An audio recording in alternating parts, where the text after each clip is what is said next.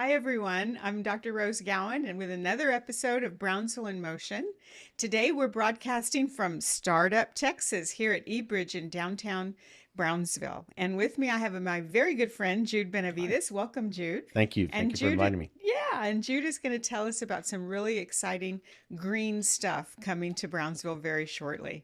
Jude, tell us to begin with, who are you? Where are you from? People may not know you.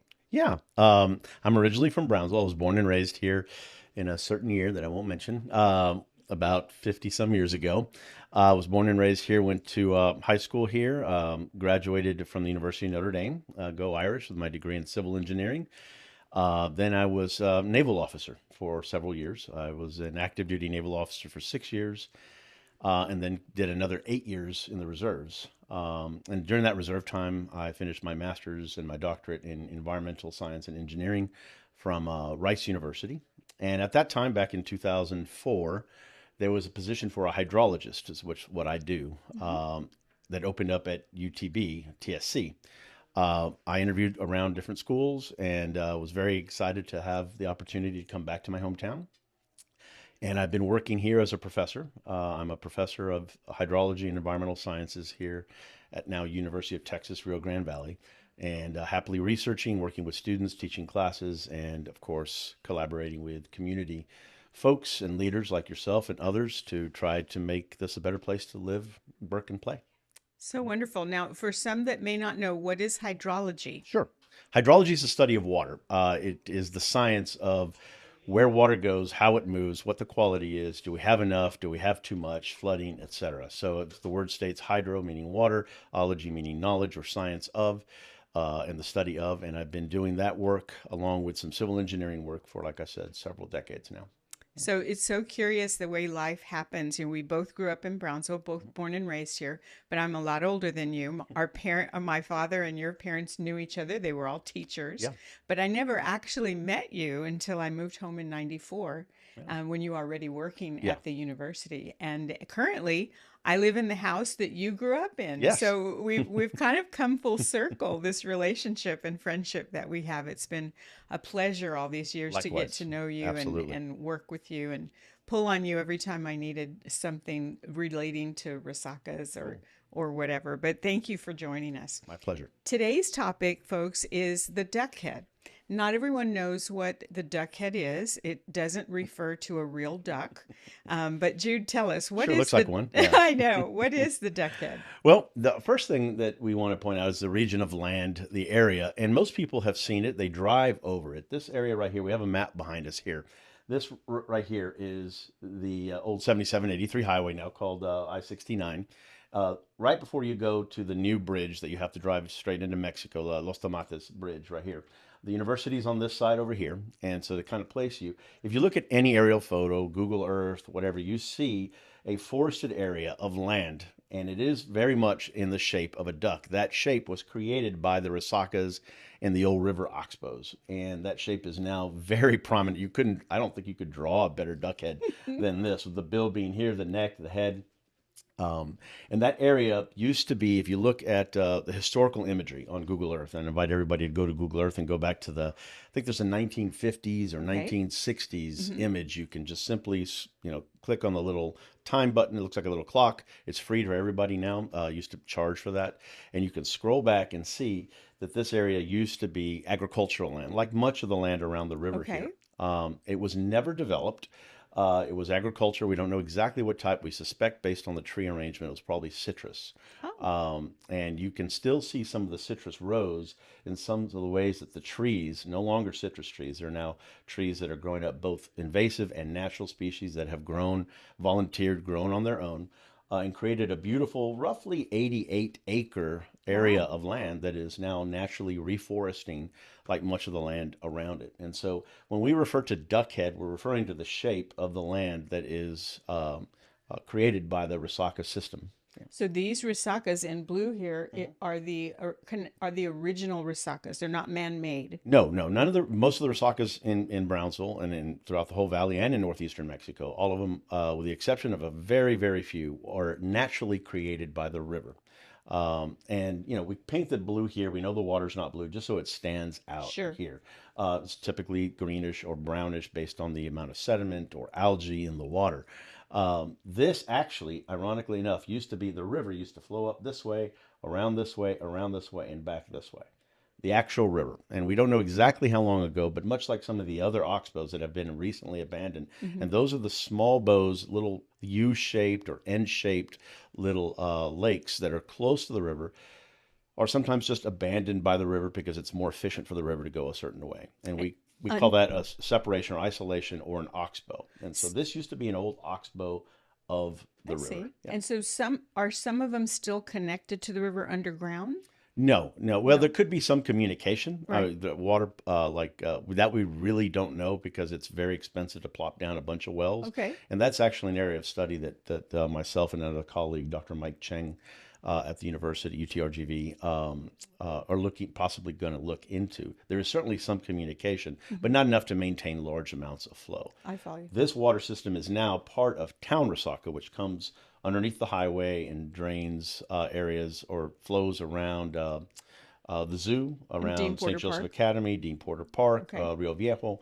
That area here is about a 7.5 mile Resaca system that drains most of downtown. Hmm. So this system is extremely important, not only for ecology and for water, but for drainage. A Right. lot of the other Resaca systems, people think that because this one operates that way, that all the other Resacas are critical for drainage. And they This one don't. is that's not as critical there. This one is absolutely critical for downtown. And part of the work and part of the reason we're able to do some of the work we're going to talk about today is that this part of the Resaca system, along with others, was dredged by the city of Brownsville and the Brownsville Public Utility Hmm. Board with funding from various agencies because the sediment just kind of builds up over time. Hmm. And I could tell you the depths of the Resacas went from 1 or 2 feet pre-dredging to 6, 7, in some cases 8 feet That's amazing. post-dredging. And that gives a lot more water flow, which helps reduce some of the flood threat to Yeah. the city, and also enhances the water quality and the amount of water for fish,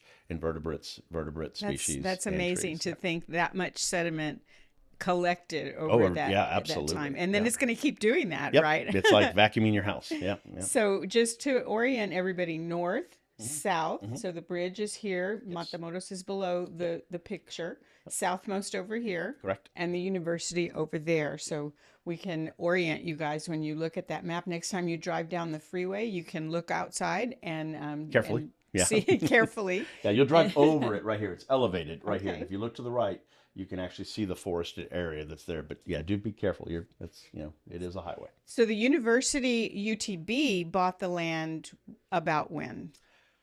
Oh, I don't know the exact year, but it was in the early 2000s, and it was Okay.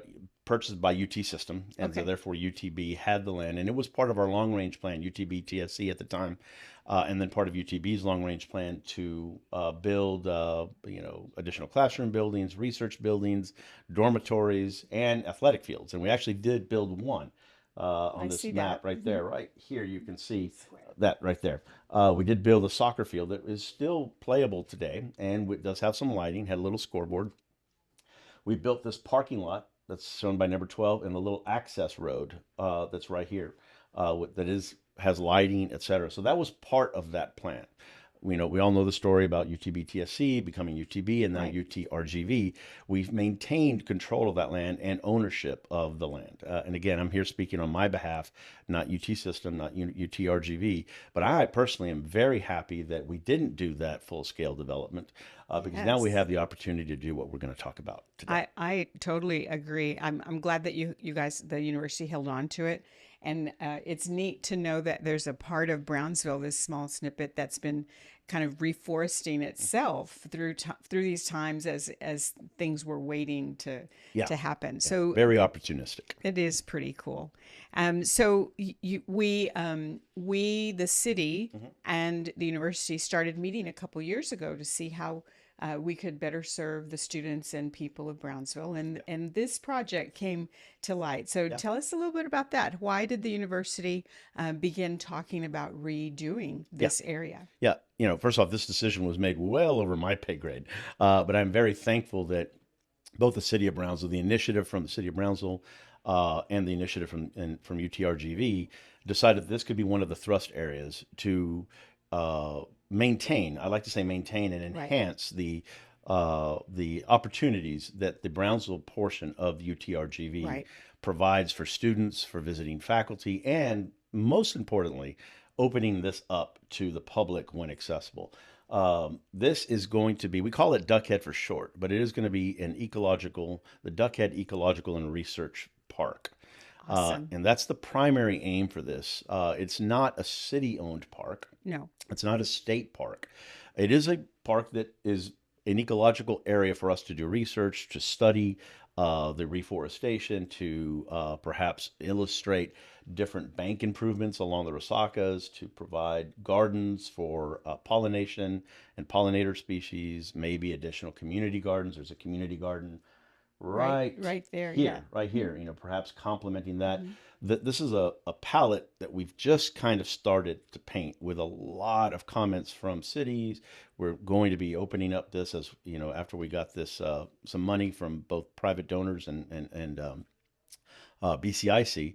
We're going to be opening this up to additional comments and say, hey, what suggestions, or what would you like? But we have a pretty good idea what we'd really like to do, and I'm looking forward to telling folks a little bit more about it. So it is a park, but different. Yeah, You've already said that it's not owned or managed by the city parks department. correct. However, it will be open at a good deal of the time to the public, Absolutely. and certainly comments are welcome during this process of design. Yes. So who's doing the designing? Professors like yourself? Yeah. How many are involved, or give us a flavor of who are the designers? Well, we're trying to keep the design as ecologically friendly Sure. as possible. That's the primary purpose. And this is, how often does a community get a chance to look at 88 acres of Right. forested land that's surrounded by an urbanized community? It's Brownsville and Matamoros. And as I tell my students, you've seen the movie, A River Runs Through It, Mhm. right? Well, the river runs through Brownsville and Matamoros. Right. It doesn't run through Brownsville. And oftentimes you can live in Brownsville and not think much about the Rio Grande, True. because now it's on the other side of a fence, it's on the other side of a flood protection levee, it's forested in some areas. It's not a place that we, like my grandmother used to 100 years ago, go up to the side of the banks, watch, people there was no bridges at the time, Right. take ferries and move, horses and cattle and people back and forth and picnic alongside the riverbank. That's not something it's not part of our current vision, our current exposure. So we have the opportunity to enhance a forested area with trails, and that's the first part of this project. And you can see here several lines around here that we are going to start to create in an ecologically friendly fashion. They're going to be a little narrower than you might see in a state park. We of course have to still abide by ADA accessibility rules and compliances. And so we haven't ironed out all of those things. This is still very much in the initial phases. We have some plans. We've gone after some grants. We've been very successful in getting some initial funding for this effort. And so we're really excited about moving forward with the first phase, which is going to focus on trails. We also intend to keep this athletic field, Okay. right? This open surface field area. We don't want to reforest that because in a lot of the other faculty that work with me on this, this is Dr. Carl Berg, who's an ornithologist, Andrea Contina, who is also an ornithologist, Dr. Alejandro Fierro, who is a restoration ecologist, who has been here, all three, well, Dr. Berg and Dr. Fierro have been here quite some time, like me. Dr. Contina is a new professor. We're really excited about having that core group and some others like Dr. Chris Gabler, and of course our dean of the College of Science, Lucas Macri, Dr. Macri, who are viewing this from different professional Perspectives. research Yes. perspectives. And all of our research is heavily outreach intensive. And so we are always engaging. And this is an ornithologist or bird expert's dream. And it's really, I have to pay tribute to both Dr. Berg, to both Carl and Andrea, for really, during those kind of interstitial years between the UTB-TSC period and the UTB period, and now the 10-year in UTRGV period, kind of keeping focus on how we can utilize this space for research as in relation to birds. And they do some phenomenal work with very high powered, and I'm going to do it I'm You're not gonna going to do nerd it out on justice. me. High powered, microphones and audio, and studying the speech of both parrots and other birds, identifying what birds are there. And then, of course, Dr. Fierro would do other work with ecological restoration and identifying what invasive species might be there, a whole host of other things. And of course, I, as a hydrologist, will be looking at how the Resaca plays, how this enhances, water and flood protection. Great opportunities for research. And all of those have a component that is oriented towards public participation.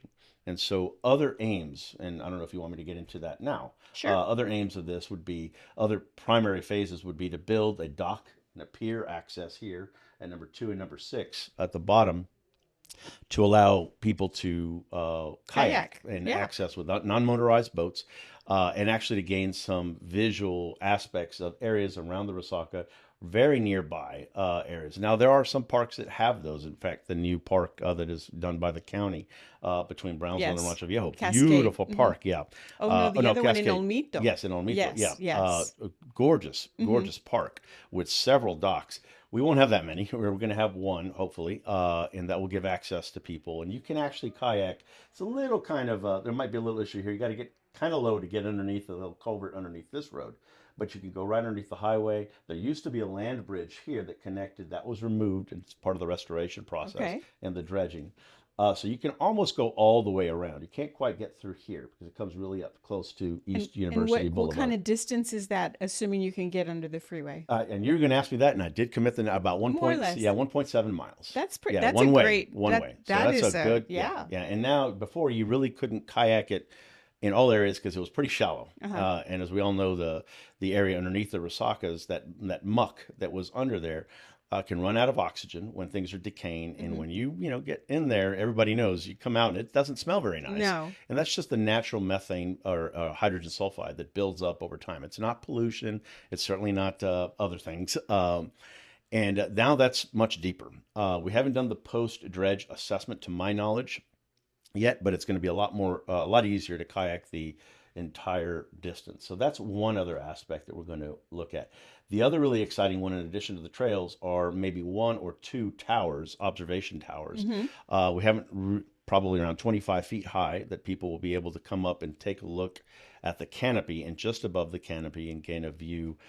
We may put some instrumentation for research on top of those, and of course open that also, abiding by all ADA and safety rules, to get people to come up and take a look at the upper canopy of these areas. Well, I went, even though I grew up here, I didn't grow up kayaking. Yeah. And I just went during the birding festival that just ended, kayaking on the Rio del Sol yeah. Resaca.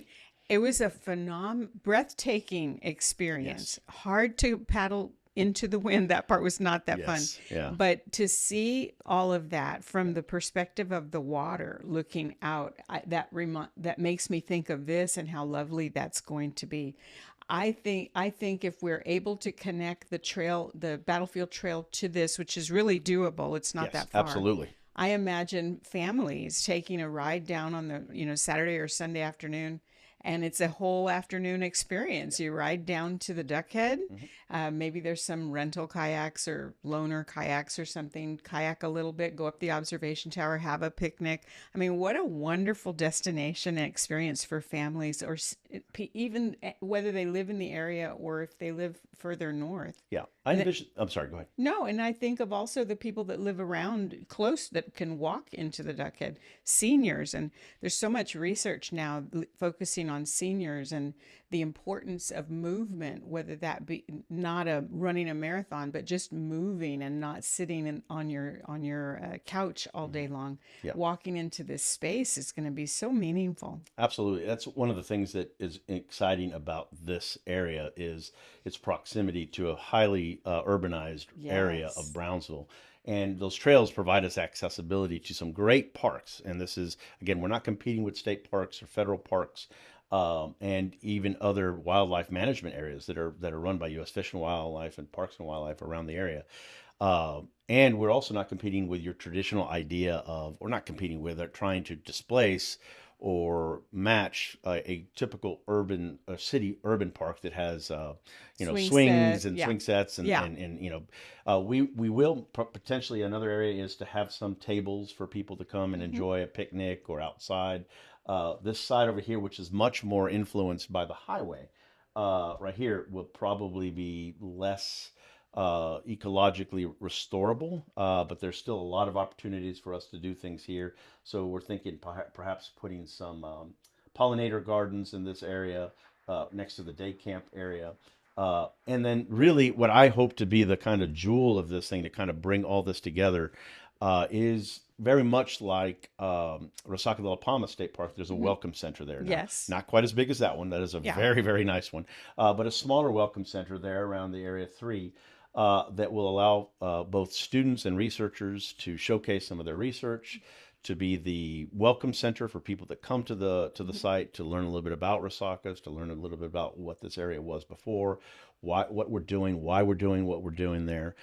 Show them the trail map, show them Yeah. what's accessible, and continue to enhance the relationship that in my opinion, has always been very strong between UTRGV and the surrounding communities. There's always room for improvement, and I think this being one of the identified thrust areas of that committee's work, and thanks to folks like Mayor John Cowan and the current commissioners and the BCIC board, identified this project as something that was, I think they saw what we saw, the potential of this area. And after being here for 20 years, having this opportunity to work on this, I can promise folks that if we don't do any of this stuff, it's not going to be because we didn't try. I didn't Oh, try. absolutely. We're I going to be think, here pushing as hard as we can. I've worked in this space, as you know, for 16, 17 years, and I've never seen this much enthusiasm around one single piece of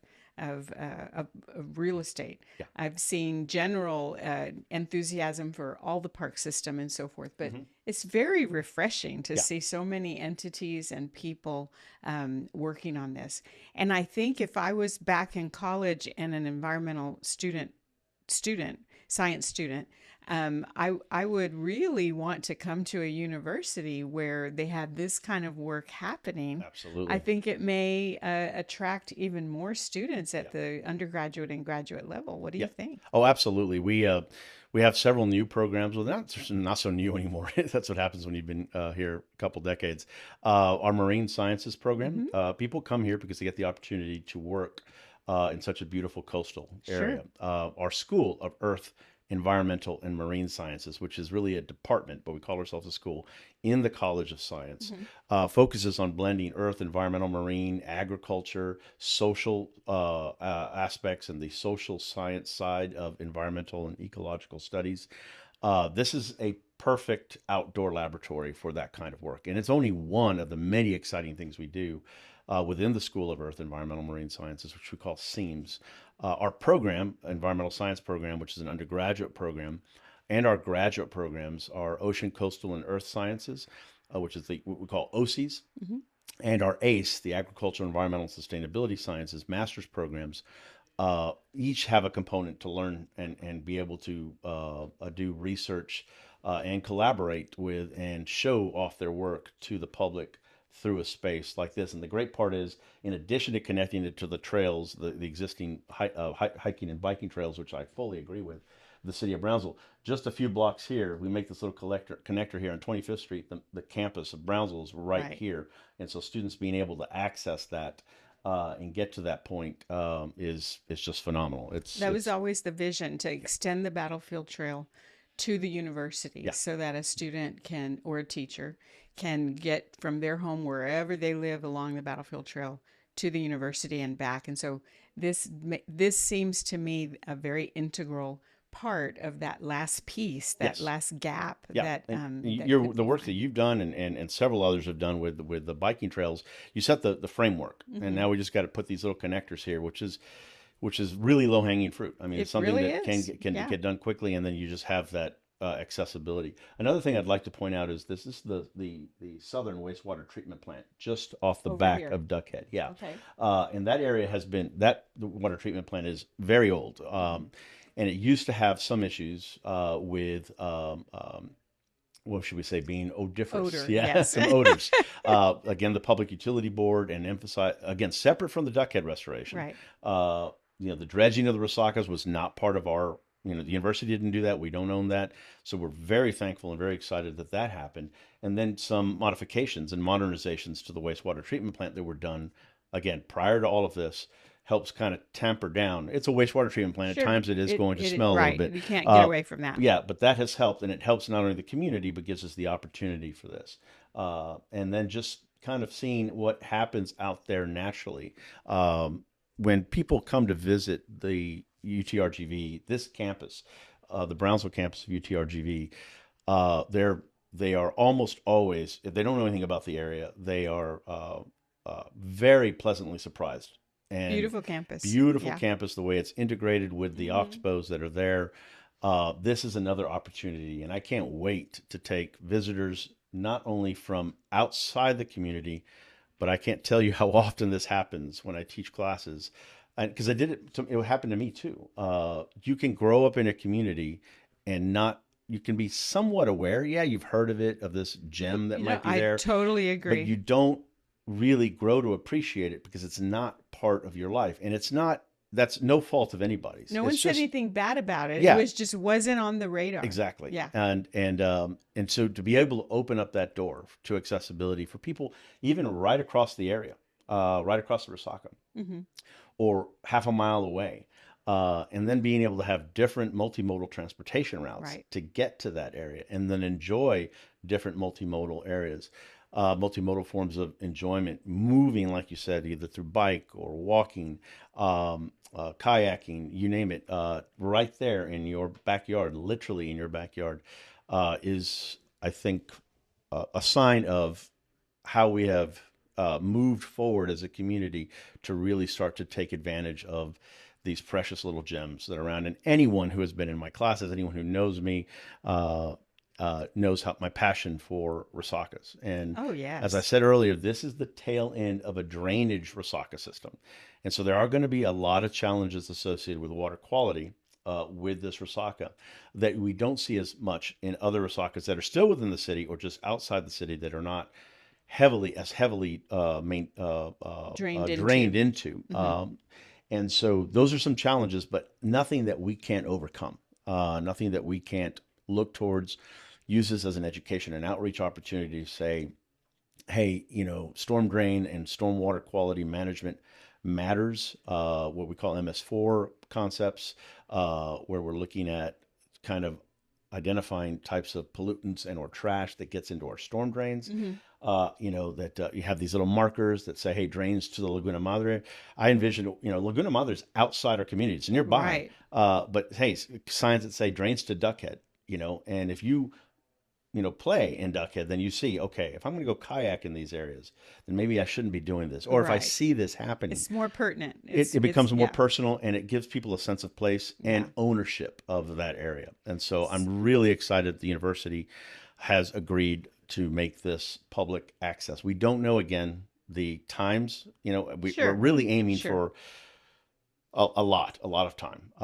It's not going to be a 24-hour access park. Certainly, it's not going to be a park where, very similar to other parks where they have hours that are set, maybe limited to daylight first. Special events could occur here, hopefully at some point in the future. Again, none of this is committed or committal, and I'm not speaking on behalf of the university. I envision, this is my vision of what I hope to work Right. with both the city and the community and people that are interested in funding some portions of this effort and seeing directly the fruits of their labor done through something that they can enjoy directly with their family, with their friends, with visitors, and of course with students and faculty at the Oh, university. I remember when Bahia Grande was getting Yeah. reclaimed or restored. My kids were in grade school, and science teacher would take them out to Bahia Grande to plant mangroves. trees. Yeah. And so I hear you talking and I see my kids again, only this time they're planting something Hmm. or harvesting something or checking the butterflies or whatever. I Yeah. mean, it seems like it's a wonderful outdoor classroom for all ages, and maybe even the university students interacting with those grade school Absolutely. students, Yeah. which is, I think, an even better way to get an education when you're young and when you're Yeah. older. That multi-generational interaction is Yeah. so important. It really will be, I believe, a destination for tourists, Hmm. for locals, for science, Yeah. and peace. I Yeah. mean, I see stargazing at night Yeah. since there's not a lot of lighting within Within the area. Yeah. in the Hmm. area. I see tons of birding opportunities. Yeah. That's You know, I said at the fundamental. beginning that Yeah. I live in the house you grew up in, and we have had bald eagles in our backyard, kingfish, a whole host of warblers I can't count. There's Yeah. so many of them.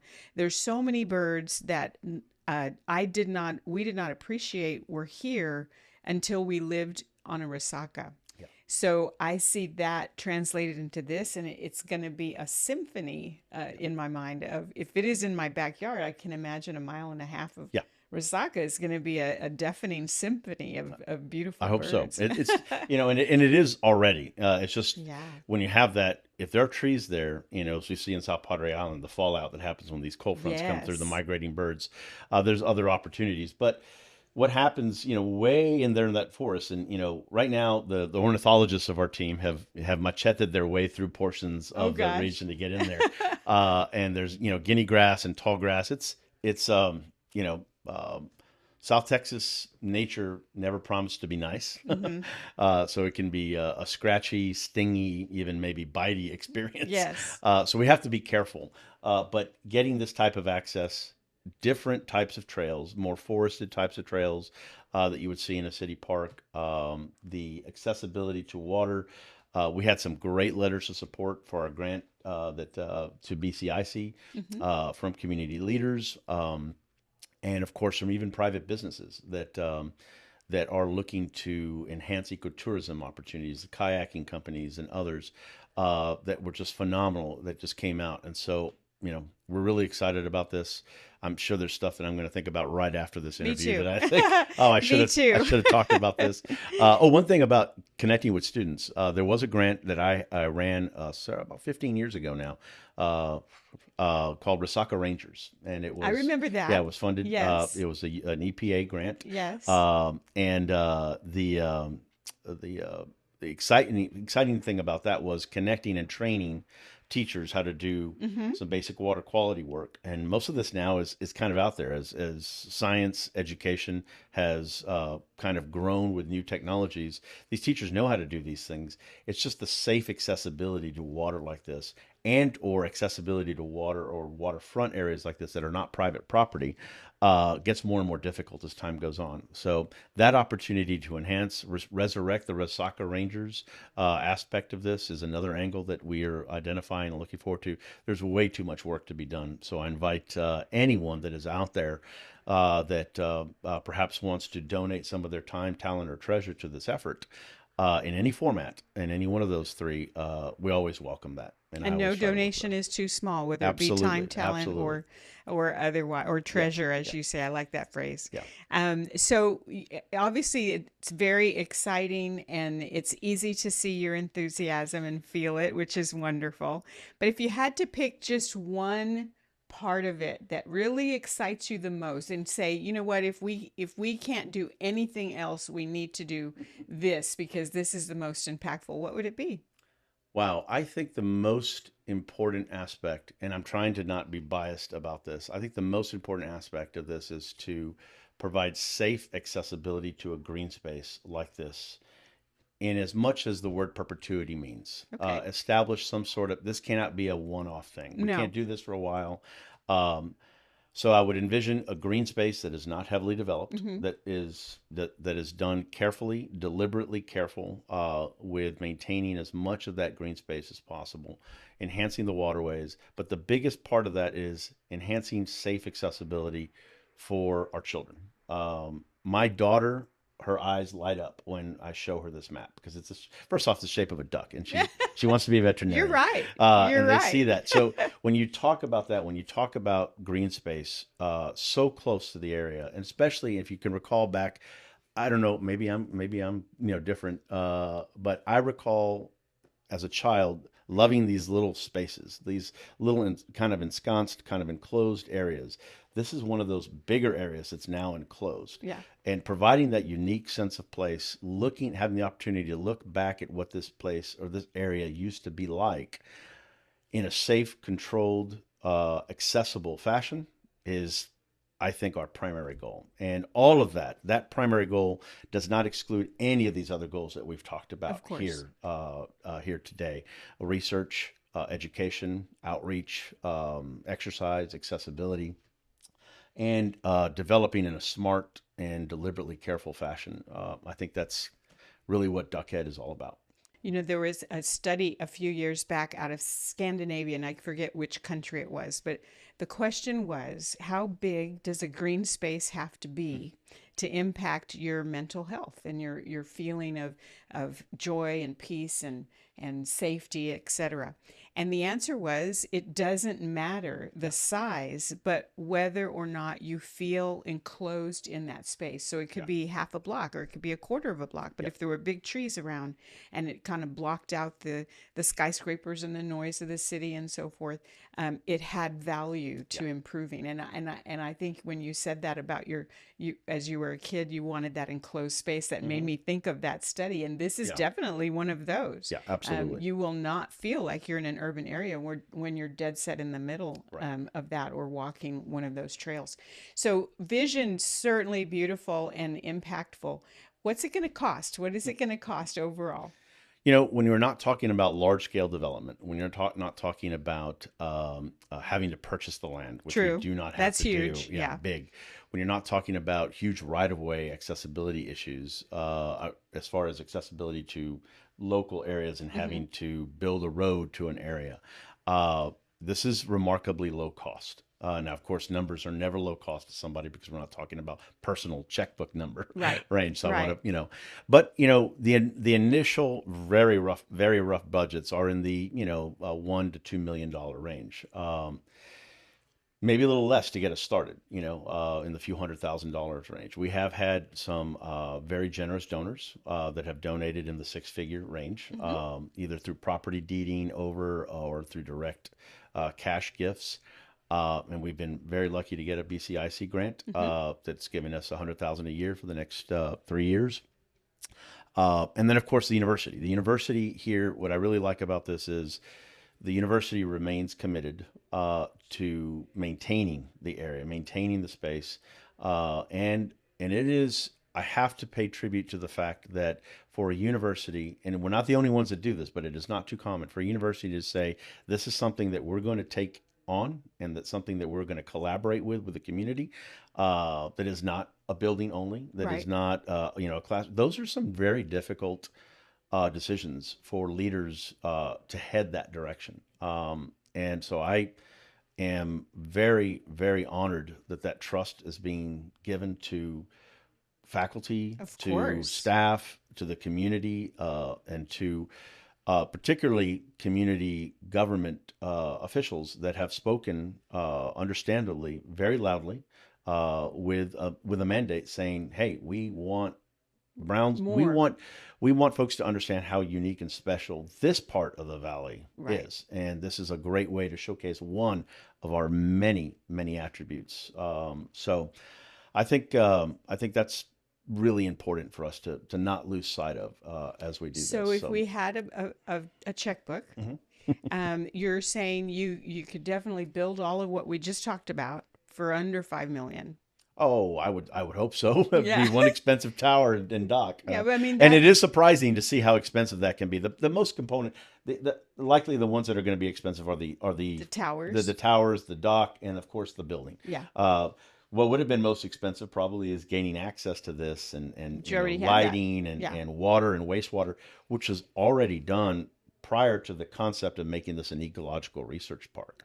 So Um, I having built trails and parks and such in my years on the commission, That's cheap. I Oh mean, yeah, that is remarkably so. super cheap. Yeah, Playground equipment is very and expensive, yeah, and trails that are concrete are very yeah. expensive. And this could Yeah, be, there's always that initial honeymoon moment, right? Where you're like, okay, sure, we're gonna.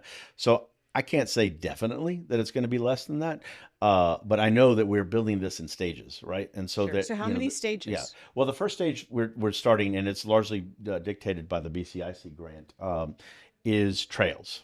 We have had some direct support for specific things Okay, that I won't mention specifically which one of the components are already privately funded in part. But trails are the first part. okay, And trails, small, accessible trails that are not super fancy. There are components that I know we're going to have to worry about, both legal and accessibility issues that are going to drive up the cost a little bit. And we have to meet those, not only because it's required, but it's the right thing to do. But we're hoping that is in the few hundred thousands of mm-hmm. dollars, maybe less. For research purposes, some of these trails will be limited just to research, True, right, and not open to the public, which lowers the cost, right? right. If some of these ornithologists are going there with a Less machete, use. yeah, it's Yeah, less yeah. use. I get it. Um, so that first is the trail part. The second part would be the towers and the dock Okay. part. The towers and the dock part that will enhance probably some centerpieces there for people to come. And you always want a signature, ride in an amusement park. Sure. Go up and see.